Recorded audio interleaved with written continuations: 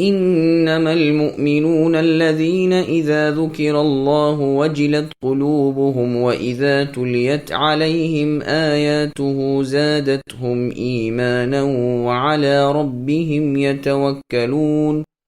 الذين يقيمون الصلاة ومما رزقناهم ينفقون اولئك هم المؤمنون حقا لهم درجات عند ربهم ومغفرة ورزق کریم۔ بلا شبہ ایمان والے تو ایسے ہوتے ہیں کہ جب اللہ تعالیٰ کا ذکر آتا ہے تو ان کے قلوب ڈر جاتے ہیں، اور جب اللہ تعالیٰ کی آیتیں ان پر پڑھ کر سنائی جاتی ہیں تو وہ آیتیں ان کے ایمان کو اور زیادہ کر دیتی ہیں، اور وہ لوگ اپنے رب پر توکل کرتے ہیں جو کہ نماز کی پابندی کرتے ہیں، اور ہم نے ان کو جو کچھ دیا ہے وہ اس میں سے خرچ کرتے ہیں۔ سچے ایمان والے یہ لوگ ہیں، ان کے لیے بڑے درجے ہیں ان کے رب کے پاس، اور مغفرت ہے اور عزت کی روزی۔ سامعین، اب ان آیتوں کی تفسیر سماعت کیجیے۔ ایمان کم اور زیادہ ہوتا ہے، نیز اہل ایمان کی صفات۔ منافقین جب فریضہ صلاۃ ادا کرتے ہوئے دکھائی دیتے ہیں تو قرآن کی آیتیں ذرہ بھر ان کے دل پر اثر نہیں کرتی، نہ اللہ تعالیٰ کی آیتوں پر ایمان لاتے ہیں، نہ اللہ پر توکل کرتے ہیں، نہ نماز پڑھتے ہیں جبکہ گھر میں ہوتے ہیں، نہ اپنے مال کی زکوٰۃ دیتے ہیں۔ اللہ پاک خبر دیتے ہیں کہ مؤمن ایسے نہیں ہوتے۔ مؤمنین کا وصف اس آیت میں یوں فرماتے ہیں کہ جب وہ قرآن پڑھتے ہیں تو اللہ تعالیٰ کے خوف سے ان کے دل کانپ اٹھتے ہیں، جب آیتیں ان کے سامنے تلاوت کی جاتی ہیں تو تصدیق کرنے کے سبب ان کا ایمان اور بڑھ جاتا ہے، اور وہ اللہ تعالیٰ کے سوا کسی دوسرے پر بھروسہ کرتے ہی نہیں۔ مؤمن کی حقیقی پہچان یہی ہے کہ کسی معاملے میں اللہ تعالیٰ کا نام بیچ میں آ گیا تو ان کے دل کانپ اٹھتے ہیں، وہ اللہ کے حکم کی تعمیل کرتے ہیں اور اللہ کی منع کی ہوئی باتوں سے باز رہتے ہیں۔ جیسا کہ اللہ نے فرمایا، مؤمن لوگوں سے اگر کوئی گناہ کا کام سرزد ہو بھی گیا یا حدود سے انہوں نے تجاوز کیا تو فوراً انہیں اللہ تعالیٰ کا دھیان آ جاتا ہے، وہ اپنے گناہوں سے استغفار کرنے لگتے ہیں، اور اللہ تعالیٰ کے سوا گناہوں کو بخشنے والے ہیں ہی کون۔ غلطی سے گناہ ہو گیا تو بار بار اس پر اصرار نہیں کرتے کیونکہ وہ سمجھدار لوگ ہیں، اور اللہ نے فرمایا کہ جن کو اللہ تعالیٰ کا سامنا کرنے کا خوف دامنگیر ہے اور خواہش نفسانی ناجائز طور پر پوری کرنے سے وہ باز رہا تو جنت در حقیقت اسی کا حق ہے۔ چنانچہ سدی رحمہ اللہ مرد مؤمن کی تشریح یوں کرتے ہیں کہ وہ ایک ایسا شخص ہے جو معصیت یعنی نافرمانی کا ارادہ کرتا ہے اور اس سے کہا جاتا ہے کہ اللہ تعالیٰ سے ڈر، تو اس کا قلب کانپ اٹھتا ہے۔ ام الدرداء رضی اللہ عنہا کہتی ہیں کہ دل اللہ کے خوف ہی سے دھڑکنے لگتے ہیں اور تن بدن میں ایک سوزش سی ہو جاتی ہے، یہی تو وجہ ہے کہ رونگٹے کھڑے ہو جاتے ہیں۔ جب یہ کیفیت طاری ہو جائے تو بندے کو چاہیے کہ اس وقت اللہ تعالیٰ سے اپنے مقصد کی دعا مانگنے لگے، کیونکہ ایسے وقت کی دعا قبول ہوتی ہے۔ پھر ارشاد ہوتا ہے کہ قرآن سن کر ان کا ایمان بڑھ جاتا ہے، جیسا کہ دوسرے مقام پر اللہ نے فرمایا، جب کوئی سورت نازل ہوتی ہے تو کوئی کہتا ہے کہ اس آیت سے تم مسلمانوں میں سے کس کا ایمان بڑھ گیا، سو بات یہ ہے کہ اس کا ایمان بڑھ جاتا ہے جو پہلے ہی سے مؤمن ہے، اور جنت کی خوشخبری اسی کے حق میں ہے۔ امام بخاری رحمہ اللہ اور دوسرے ائمہ رحمہم اللہ نے اسی نوعیت کی آیتوں سے استدلال کیا ہے کہ ایمان میں زیادتی اور کمی ہو سکتی ہے، جیسا کہ جمہور ائمہ اہل الحدیث کا مذہب ہے، بلکہ کہا گیا ہے کہ بہت سارے ائمہ کا اسی پر اجماع ہے، جیسے شافعی اور امام احمد ابن حنبل اور ابو عبید قاسم بن سلام رحمہم اللہ، جیسا کہ ہم نے شرح بخاری میں بیان کیا ہے۔ پھر آگے اللہ نے فرمایا وَعَلَىٰ رَبِّهِمْ يَتَوَكَّلُونَ، یعنی اللہ کے سوا کسی سے یہ ایمان والے امید ہی نہیں رکھتے، اپنی پناہ اللہ ہی کو قرار دیتے ہیں، کچھ مانگتے ہیں تو اللہ ہی سے مانگتے ہیں، اور ہر بات میں اللہ ہی کی طرف جھکتے ہیں، جانتے ہیں کہ وہ اللہ جو چاہیں گے وہ ہوگا اور جو نہ چاہیں گے وہ نہ ہوگا، وہ اکیلے ہیں، ان کا کوئی شریک نہیں۔ ملک میں تصرف چلانا اللہ ہی کے اختیار میں ہے، اللہ کے حکم کے بعد کسی کا حکم نہیں، وہ بہت جلد اپنے بندوں کا حساب لینے والے ہیں۔ سعید ابن جبیر رحمہ اللہ کہتے ہیں کہ توکل یعنی بھروسہ کرنا اللہ پر ایمان لے آنے کا ثمرہ ہے، اس کا پھل ہے۔ الذین یقیمون الصلاۃ ومما رزقناہم ينفقون، مومنین کے اعتقاد کا ذکر کرنے کے بعد اب ان کے اعمال سے آگاہی دی جا رہی ہے کہ وہ نماز پڑھتے ہیں اور لوگوں کو دیتے دلاتے رہتے ہیں۔ یہ دونوں اعمال ایسے زبردست ہیں کہ تمام اعمال خیر پر مشتمل ہیں۔ اقامت صلاۃ اللہ تعالیٰ کے حقوق میں سے ہے۔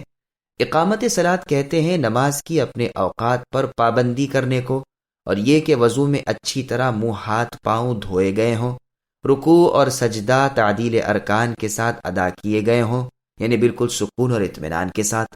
قرآن کی تلاوت اس کے آداب کے ساتھ ہو، نبی صلی اللہ علیہ وسلم پر تشہد اور درود ہو۔ یہ ہے اقامت صلاۃ، جو یقیمون الصلاۃ کا مفہوم ہے۔ اور ینفقون کا مطلب یہ ہے کہ جو کچھ اللہ تعالیٰ نے دیا ہے کہ اگر زکوٰۃ کے قابل ہوں تو زکوٰۃ دیں، اور جو کچھ بھی ہے لوگوں کو دیتے دلاتے رہیں، بندوں کے واجب اور مستحب مالی حقوق ادا کرتے رہیں، اور اللہ تعالیٰ نے دیا ہے تو سب کی مدد کریں، کیونکہ سب لوگ اللہ تعالیٰ کی عیال ہیں۔ اللہ تعالیٰ کو وہی بندہ سب سے زیادہ مقبول ہے جو مخلوق کو سب سے زیادہ نفع رساں ہے۔ تمہارے اموال اللہ تعالیٰ کی طرف سے تمہارے پاس گویا بطور امانت ہیں، اور بہت جلد تمہارا مال تم سے جدا ہونے والا ہے، اس لیے اس سے محبت نہیں ہونی چاہیے۔ اولئک هم المؤمنون حقا، ان صفات سے جو متصف ہیں وہی حقیقی مومن ہیں۔ قرآن عربی زبان میں نازل کیا گیا ہے، اور حقا کا لفظ ادبی حیثیت رکھتا ہے، جیسا کہ کہا جاتا ہے فلان سید حقا، یعنی فلاں حقیقی سردار ہے، اگرچہ قوم میں اور دوسرے بھی سردار ہیں، اور فلاں حقیقی تاجر ہے، اگرچہ اور تاجر بھی بہت ہیں، اور فلاں حقیقی شاعر ہے، اگرچہ اور بہت شاعر ہیں۔ پھر آگے اللہ نے فرمایا لہم درجات عند ربہم، یعنی جنت میں ان کو بڑے بڑے درجے ملیں گے، جیسا کہ اللہ نے ایک دوسری جگہ فرمایا اللہ تعالیٰ کے پاس ان کے بڑے درجے ہیں، اور جو کچھ وہ عمل کر رہے ہیں اللہ تعالیٰ اس سے واقف ہیں۔ اللہ تعالیٰ ان کے گناہوں کو معاف کر دیں گے اور ان کی نیکیوں کو قبول فرمائیں گے۔ اہل جنت میں سے بعض کے درجے بعض سے بالا تر ہیں، اوپر والے اوپر سے نیچے کے درجے والوں کو دیکھیں گے اور فخر نہیں کریں گے، نیچے والے اوپر والوں کو دیکھ کر حسد نہیں کریں گے۔ مسلم اور بخاری میں ہے کہ رسول اللہ صلی اللہ علیہ وسلم نے فرمایا علیین والوں کو نیچے والے اس طرح دیکھیں گے جس طرح کہ تم افق آسمان پر ستاروں کو دیکھتے ہو۔ لوگوں نے پوچھا اللہ کے رسول، کیا یہ انبیاء کے منازل ہیں اور کسی اور کو کیا نہ ملیں گے؟ رسول اللہ صلی اللہ علیہ وسلم نے فرمایا کیوں نہیں، اللہ تعالیٰ کی قسم وہ لوگ جو اللہ تعالیٰ پر ایمان لائے اور رسولوں کی تصدیق کی وہ بھی اس کے مستحق ہیں۔ كما أخرجك ربك من بيتك بالحق وإن فريقا من المؤمنين لكارهون يجادلونك في الحق بعدما تبين كأنما يساقون إلى الموت وهم ينظرون وإذ يعدكم الله إحدى الطائفتين أنها لكم وتودون أن غير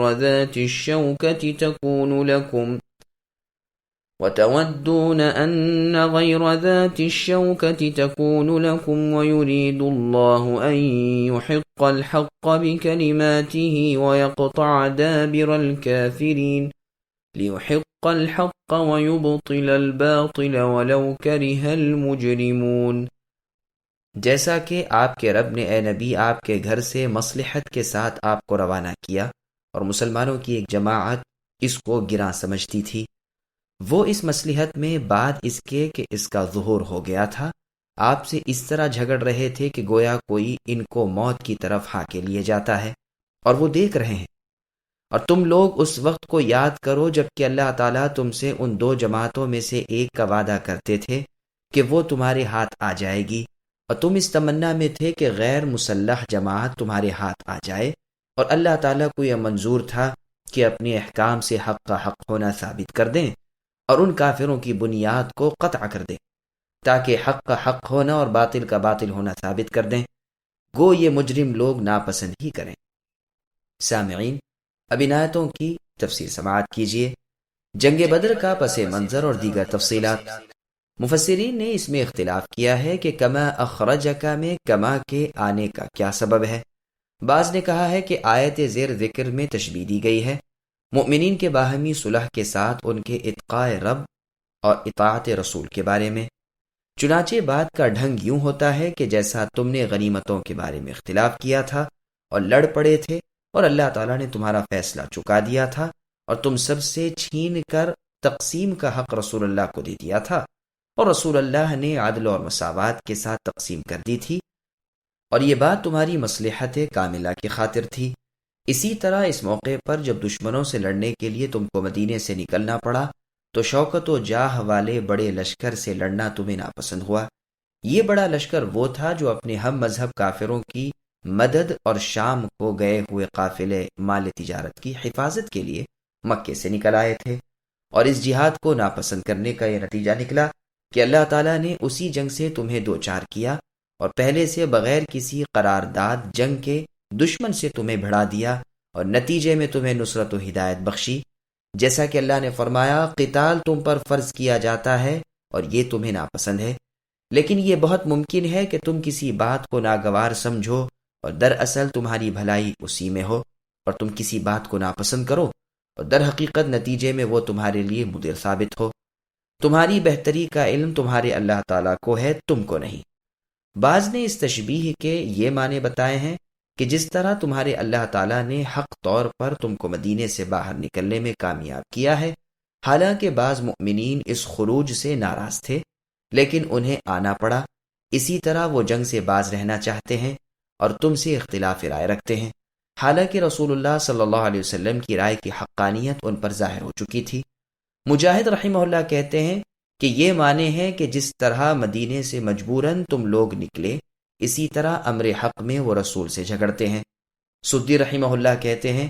کہ یہ آیت بدر کی لڑائی میں نکلنے کے بارے میں نازل ہوئی، یجادلونک فی الحق بعد ما تبین۔ بعض کہتے ہیں کہ اس کا مطلب یہ ہے کہ اے نبی، یہ مؤمنین آپ سے لڑنے کی نیت سے انفال کے بارے میں سوالات پیدا کر رہے ہیں، جیسا کہ بدر کے روز بھی انہوں نے آپ سے مجادلہ کیا تھا اور یہ کہا تھا کہ آپ تو ہمیں قافلے سے نمٹنے کے لیے لے کر نکلے تھے، ہم کو گمان بھی نہ تھا کہ ہمیں جنگ کرنا پڑے گی، اور نہ ہم جنگ کے لیے تیار ہو کر گھر سے نکلے تھے۔ میں کہتا ہوں، یعنی ابن کثیر، کہ نبی صلی اللہ علیہ وسلم مدینے سے ابو سفیان کے قافلے کی راہ روکنے کے لیے نکلے تھے، کیونکہ آپ کو معلوم تھا کہ یہ قافلہ ملک شام سے قریش کے لیے بہت سامان لے کر روانہ ہو چکا ہے۔ چنانچہ نبی صلی اللہ علیہ وسلم نے مسلمانوں کو آمدہ کیا اور 310 سے کچھ زیادہ آدمی لے کر نکل کھڑے ہوئے اور چشمہ بدر کی راہ پر ساحل کی طرف چل پڑے۔ ابو سفیان کو رسول اللہ کے حملہ کرنے کی خبر ہو چکی تھی، جو اس قافلے کے اس وقت سردار تھے اور مشرک تھے، ابھی مسلمان نہ ہوئے تھے۔ انہوں نے دمدم بن عمرو کو مکہ بھیج کر اہل مکہ کو مدینے والوں کے ارادے سے آگاہ کیا۔ مکے والے تقریباً 1000 آدمی لے کر نکلے۔ ابو سفیان قافلے کو سیف البحر کی طرف سے لے کر نکل گئے اور صاف بچ گئے۔ اب مکے کا یہ 1000 لشکر بڑھتا رہا حتیٰ کہ چشمہ بدر کے پاس آ کر پڑاؤ ڈالا۔ اب مسلمان اور کافر بغیر اس کے کہ پہلے سے کوئی قرارداد جنگ ہو آپس میں گت گئے، کیونکہ اللہ پاک مسلمانوں کا بول بالا کرنا چاہتے تھے اور حق و باطل کے درمیان ایک فیصلہ کن جنگ اللہ تعالیٰ کے پیش نظر تھی، جیسا کہ یہ بیان عنقریب آنے والا ہے انشاءاللہ۔ غرض یہ کہ رسول اللہ صلی اللہ علیہ وسلم کو جب یہ خبر ملی کہ مکے سے ایک بڑا لشکر ان سے لڑنے کے لیے نکلا ہے، تو اللہ تعالیٰ نے آپ کو وحی بھیجی کہ 2 میں سے ایک چیز آپ کو ملے گی، یا تو قافلے کو لوٹ لیں یا اس لشکر سے لڑ بیٹھیں، دونوں نہیں ملیں گے، کسی ایک کو اختیار کر لیں اور اس میں کامیاب ہو جائیں۔ مسلمانوں میں سے اکثر کی یہ رائے تھی کہ قافلے کو لوٹ لو اور چل دو، بغیر جنگ کے بہت سا مال مل جائے گا، جس کی حکایت اللہ پاک نے یوں فرمائی ہے کہ تم اے مسلمانوں چاہتے ہو کہ دونوں میں سے وہ صورت پسند کریں جو شوکت والی نہ ہو، یعنی قافلے سے نمٹ لیں، اور اللہ تعالیٰ کا تو ارادہ یہ تھا کہ حق ظاہر ہو کر رہے اور مکے کے کافروں کا قلع قمع ہو جائے۔ ابو ایوب انصاری رضی اللہ عنہ کہتے ہیں کہ ہم مدینے میں تھے اور رسول اللہ صلی اللہ علیہ وسلم نے فرمایا تھا کہ مجھے خبر ملی ہے کہ ابو سفیان قافلہ لے کر آ رہے ہیں، تم لوگ کیا کہتے ہو؟ کیا اس قافلے کی راہ روکنے کے لیے ہم نکل پڑیں؟ ممکن ہے کہ تم لوگوں کو بہت کچھ مال و دولت مل جائے۔ ہم نے عرض کیا ضرور چلنا چاہیے۔ چنانچہ ہم سب نکلے اور 1 یا 2 روز چلتے رہے۔ اب رسول اللہ نے فرمایا کہ اچھا، ان کافروں سے جنگ کرنے کے بارے میں تمہاری کیا رائے ہے؟ انہیں اس بات کی خبر ہو گئی ہے کہ تم قافلے کے خیال سے نکل چکے ہو، مسلمانوں نے کہا کہ اللہ کی قسم، ہم میں دشمن کے اتنے بڑے لشکر سے لڑنے کی طاقت نہیں، ہم جو نکلے ہیں تو صرف قافلے کو لوٹنے کے خیال سے چل پڑے ہیں۔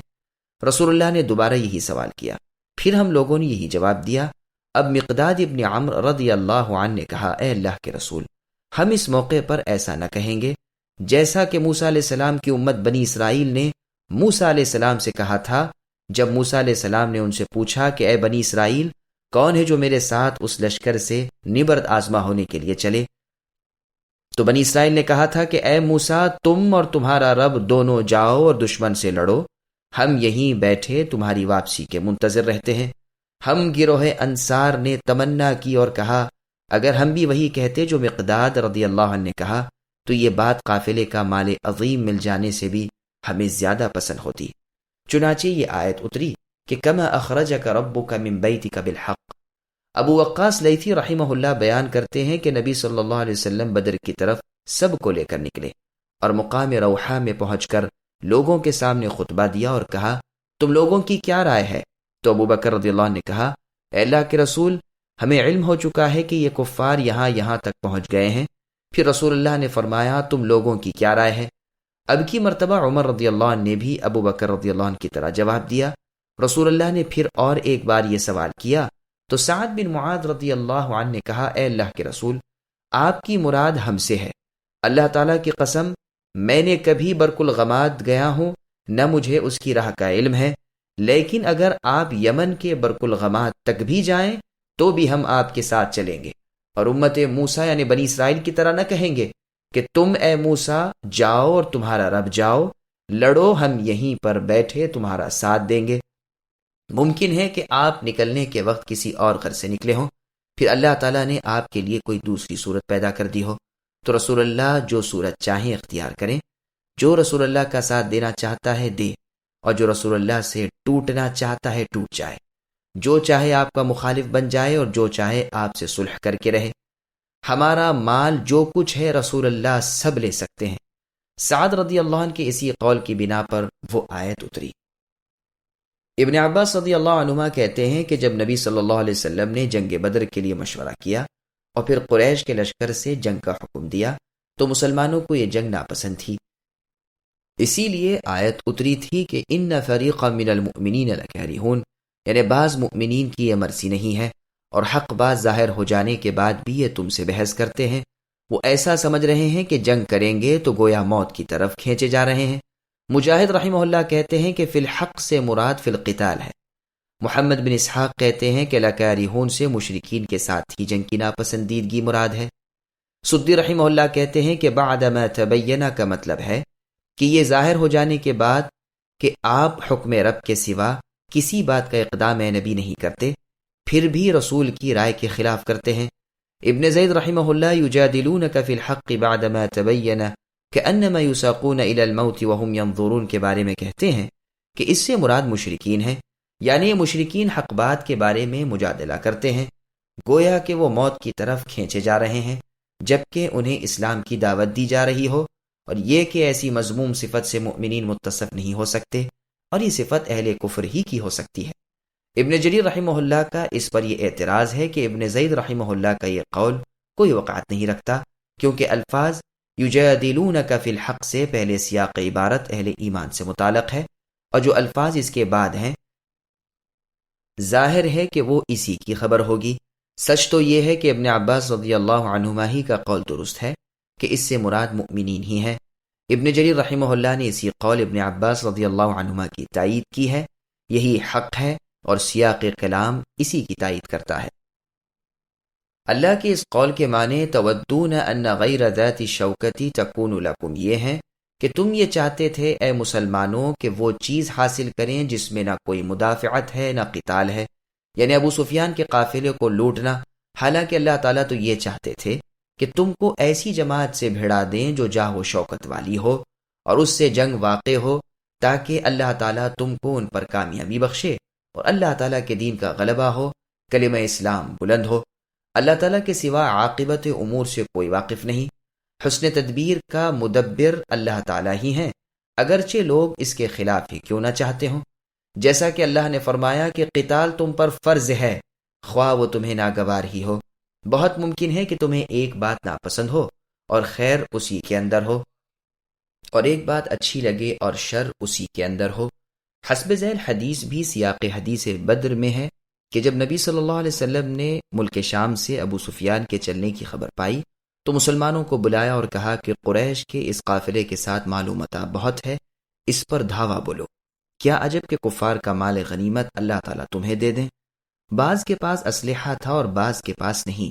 اور نہ انہیں یہ گمان تھا کہ نبی صلی اللہ علیہ وسلم جنگ کریں گے۔ اور ابو سفیان جب حجاز سے قریب ہوئے تو انہوں نے اپنے جاسوس چھوڑ رکھے تھے اور ہر آنے جانے والے سے نبی صلی اللہ علیہ وسلم کی خبریں پوچھتے رہتے تھے۔ چنانچہ ان کو خبر مل گئی کہ رسول اللہ تمہارے قافلے کے در پہ ہیں،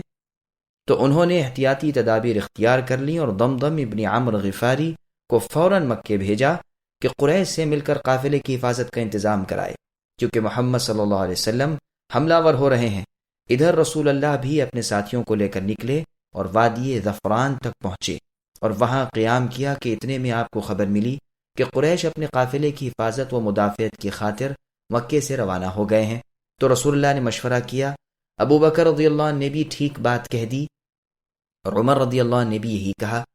پھر مقداد رضی اللہ عنہ کہنے لگے، اللہ کے رسول، ہم آپ کے ساتھ ہیں، اللہ تعالیٰ کا جو منشا ہے اس کو پورا کیجیے۔ اللہ تعالیٰ کی قسم، ہم موسیٰ علیہ السلام کی امت بنی اسرائیل کی طرح نہیں کہیں گے۔ اگر آپ ہمیں حبش تک بھی لے جانا چاہیں تو جب تک آپ وہاں نہ پہنچے ہم آپ کا ساتھ نہ چھوڑیں گے۔ تو آپ نے مقداد رضی اللہ عنہ کو دعائے خیر دی۔ پھر رسول اللہ نے فرمایا کہ اے لوگوں، مجھے مشورہ دو۔ رسول اللہ کی مراد انصار سے تھی، ایک تو اس وجہ سے بھی کہ انصار تعداد میں زیادہ تھے، دوسرے اس لیے بھی کہ عقبہ میں جب انصار نے بیعت کی تھی تو اس بات پر کی تھی کہ جب آپ اس قرب مکہ سے نکل کر مدینہ پہنچ جائیں گے تو ہر حال میں ہم آپ کا ساتھ دیں گے، یعنی دشمن آپ پر چڑھائی کر کے آئے تو ہم اس کے مقابلے پر ہو جائیں گے۔ اس میں چونکہ یہ وعدہ نہ تھا کہ جارحانہ اقدام پر بھی ساتھ دیں گے، اس لیے رسول اللہ ان کا بھی ارادہ اور رائے دریافت کر لینا چاہتے تھے تاکہ ان سے بھی وعدہ لے کر ان کی ہمدردیاں بھی حاصل کر لیں۔ سعد رضی اللہ عنہ نے کہا کہ شاید آپ ہم سے جواب طلب فرما رہے ہیں۔ رسول اللہ نے فرمایا کہ ہاں، میری مراد تم ہی لوگوں سے ہے۔ تو سعد رضی اللہ عنہ نے کہا، اللہ کے رسول، ہمارا آپ پر ایمان ہے، آپ کا حکم ماننے کی بیعت آپ کے ہاتھ پر کر چکے ہیں، ہم آپ کا ساتھ کبھی نہ چھوڑیں گے۔ اللہ تعالیٰ کی قسم، اگر سمندر کے کنارے کھڑے ہو کر بھی آپ اس میں گھوڑا ڈال دیں تو ہم بھی اس میں کود پڑیں گے، ہم میں سے کوئی بھی ذرا تأمل نہ کرے گا۔ ہم لڑائیوں میں بہادر بتانے والے، مصیبتوں کو جھیلنے والے ہیں، آپ ہم سے انشاءاللہ خوش رہیں گے۔ اس جواب سے رسول اللہ بہت خوش ہوئے، اسی وقت کوچ کا حکم دے دیا اور فرمایا کہ رب نے 2 میں سے ایک کا مجھ سے وعدہ فرمایا ہے، اور کیا عجب وہ ایک ہی جنگ ہو، میں گویا مشرکین کا مقتل یہیں سے اپنی آنکھوں سے دیکھ رہا ہوں۔